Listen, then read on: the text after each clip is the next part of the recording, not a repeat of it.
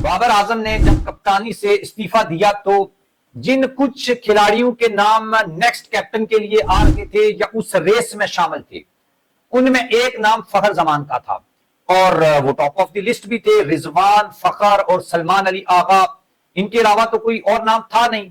लेकिन अब फखर जमान को टीम से ही ड्रॉप किया जा रहा है। इसकी दो जो बेसिक वजह हैं या दो जो कॉन्स्पिरेंसीज हैं वो इस वक्त मीडिया में गर्दिश कर रही हैं कि फखर को क्यों ड्रॉप किया जा रहा है और इसके पीछे की असल रीजन भी क्या है। एक तो फखर जमान ने जब बाबर आजम को मुल्तान टेस्ट में ड्रॉप किया गया तो उनके हक में एक लंबी चौड़ी जो है वो ट्वीट कर दी। बाद में वो जो ट्वीट थी उसको भी मुतनाज़े कहा जाने लगा कि शायद ये फखर जमान ने की भी थी या नहीं। मोहम्मद हफीज जो है वो इसके ऊपर एक नई कॉन्स्पिरेंसी लेकर आ गए कि ये तो पीआर माफिया है और पीआर एजेंसीज जो हैं वो डिसाइड करती हैं कि टीम में कौन खेलेगा और कौन नहीं। और चूंकि फखर जमान भी उसी पीआर एजेंसी के साथ काम करते हैं जिसके साथ बाबर साहब करते हैं, तो लिहाजा पीआर एजेंसी को अच्छा नहीं लगा कि बाबर आजम जो है उनको ड्रॉप किया गया। लेकिन फखर जमान को तो पीसीबी ने शोकाज नोटिस जारी कर दिया और उनसे जवाब ले लिया। अब एक खबर यह है कि फखर जमान जो है उनके अनफिट होने की खबरें आ रही हैं और इसमें भी आगे दो तरह की बातें हैं।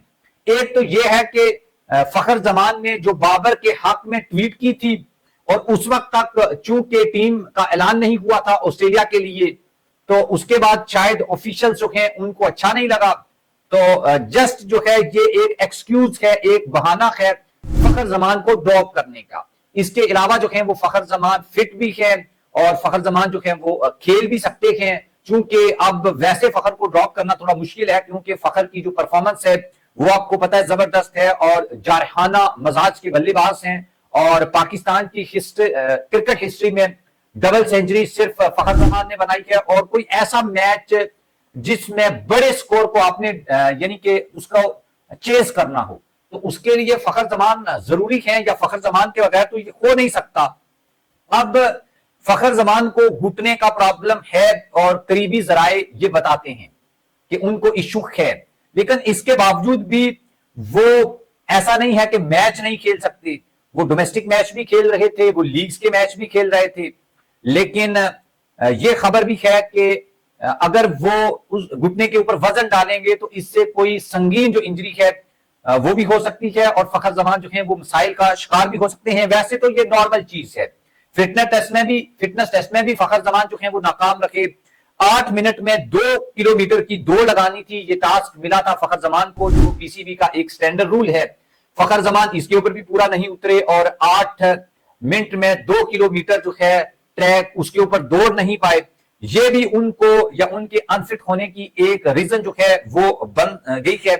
अब वो खिलाड़ी जो हम ये सोच रहे थे कि व्हाइट बॉल में पाकिस्तान की कप्तानी के लिए, क्यादत के लिए सबसे फिट जो है वो कैंडिडेट है, अब उसकी टीम में जो है वो जगह भी गैर यकीनी हो गई है। जैसा कि मैंने आपको बताया कि बाबर आजम के हक में जो ट्वीट है वो उन्होंने स्क्वाड का ऐलान होने से पहले जो है वो किया था और स्टार बैटर जो है उनको फिटनेस का कहकर अब ड्रॉप कर दिया गया है। उनको नोटिस भी जारी हुआ है और पहले जो है वो उनकी जगह टीम में यानी वो कैप्टन बनाए जा रहे थे, लेकिन अब उनकी जगह भी टीम में यकीनी नहीं है। पहले ये कहा गया कि शायद सलमान अली आगा को नेक्स्ट कप्तान बनाया जाएगा, लेकिन अब दोबारा जो है वो मोहम्मद रिजवान जो हैं वो फेवरेट हैं। अब यहां पर एक सवाल है कि दो तरह की जो कॉन्स्पिरेंसी है, मैं अगर पर्सनली आप मुझे पूछें तो मैं फखर जमान के इस ट्वीट के हक में नहीं हूं। यानी कि जो सिलेक्टर्स हैं, जो बोर्ड्स के ऑफिशियल्स हैं, वो जो भी डिसाइड करें, अच्छा करें बुरा करें, कम अज कम वो खिलाड़ी जो प्लेइंग 11 का हिस्सा है और सेंट्रल कॉन्ट्रैक्ट में है उसको कम अज कम तनकीद नहीं करनी चाहिए और उसको इसके ऊपर बात नहीं करनी चाहिए। और उसके बाद जो खबर ये थी पीआर वाली, मोहम्मद हफीज ने बात की है, तो ये चीजें जो हैं ये पीसीबी में या टीम में जो डिसिप्लिन है उसको बरकरार रखने में एक बड़ी प्रॉब्लम होती है और शायद इसी वजह से फखर जमान, अच्छा कुछ लोग खामखा देखो फखर जो जमान है उसकी परफॉर्मेंस और उसकी जो बैटिंग स्टाइल है उससे किसी को कोई इख्तलाफ नहीं है, लेकिन बहुत से लोग ये कह रहे हैं कि उसको हीरो बनाने की कोशिश कर रहे हैं फखर जमान को कि वो साफ गो है, वो बात कर जाता है, वो ये कर जाता है, वो कर जाता है, उसका काम नहीं है ये काम करना।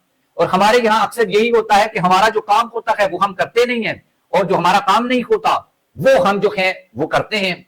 और सिलेक्टर, पीसीबी जिस खिलाड़ी को टीम में रखना चाहे रखें, जिसको निकालना चाहे निकाल दें। इसमें प्लेइंग 11 के खिलाड़ी का क्या काम है कि वो उसको क्रिटिसाइज करें, मीडिया वाले करें, दूसरे खिलाड़ी करें, फॉर्मर जो क्रिकेटर्स हैं वो करें, वो कंपैरिजन करें, वो मुआवजा करें कि यार जिस खिलाड़ी की टीम में जगह बनती भी है नहीं है, इसकी परफॉर्मेंस क्या है, और बाबर की तो परफॉर्मेंस भी नहीं है, आप किस तरह उसको डिफेंड कर सकते हैं।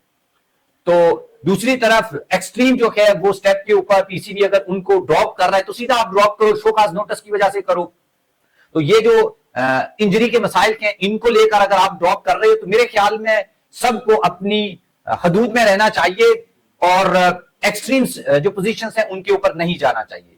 आप भी कमेंट बॉक्स में लिखिएगा इसके ऊपर। अल्लाह हाफिज।